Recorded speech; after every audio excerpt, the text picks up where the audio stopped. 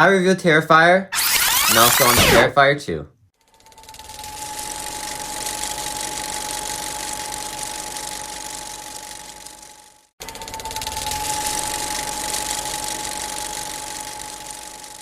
And for starters, this movie is a huge improvement over the first movie. You have a bigger budget, better acting, better story, better script. Just everything is so much better than the first movie. Cinematography looks good.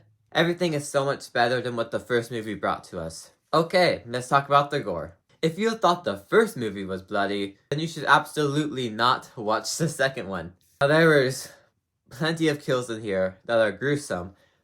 But of course you have that bedroom scene, which everyone talks about. Some of these kills are just extremely over the top with how graphic they are. This movie just loves to push the boundaries of everything. They love just pushing and pushing and pushing until they reach that barrier. And then they somehow push through that barrier some more and just keep getting more gruesome. I'm curious to see how the third movie handles this, because this one was basically at the barrier. But I heard the third one basically pushes through that barrier and continues to get more gruesome. Now, we do have all this gruesomeness in this movie, but the movie is surprisingly funny at parts. I found myself laughing at some of the scenes right here. Sir. Just Art the Clown as a character has the disturbing and gruesome side of his character. He's funny.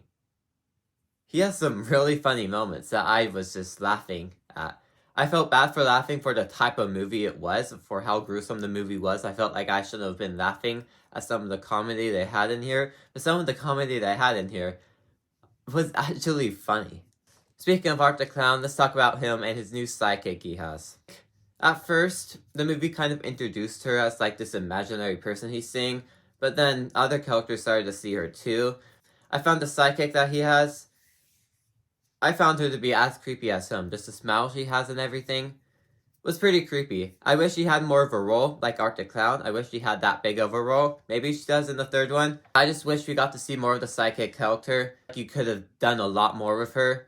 I want to see her if she's in the third one. Of new characters, the new characters of cast in here are really good. They're much better actors as well. They have like this mystery around their dad, and he has these drawings of Art the Clown and all the kills he done.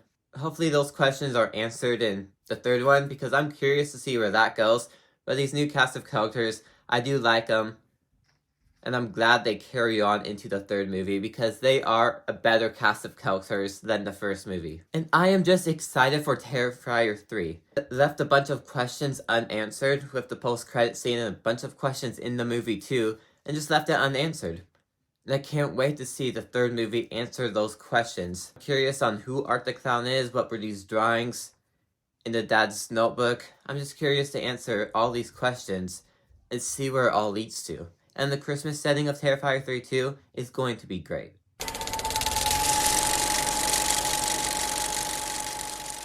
I do have one big problem though that is sticking out like a sore thumb. A runtime. This movie is almost 2.5 hours long. That is a long runtime, and you can definitely feel it by the end of this movie.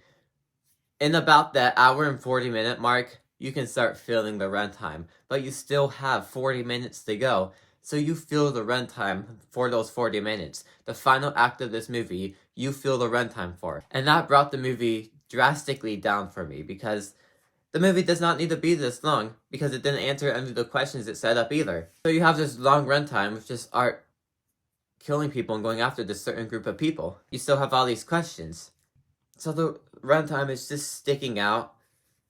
It's still enjoyable in those 40 minutes, but you start to feel the runtime. And you're like, okay, is this going to wrap up soon? This movie does not need to be almost 2.5 hours long.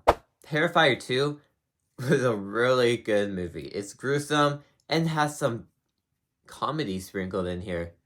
Yes, the runtime gets in the way, but I enjoyed this movie significantly more than the first Terrifier, and I would have to give Terrifier 2 a 7 out of 10. Can't wait for Terrifier 3, but when I watch it, you can find that review up here, or find my first Terrifier review right here. But with that, like, subscribe, and see you guys next time. Goodbye.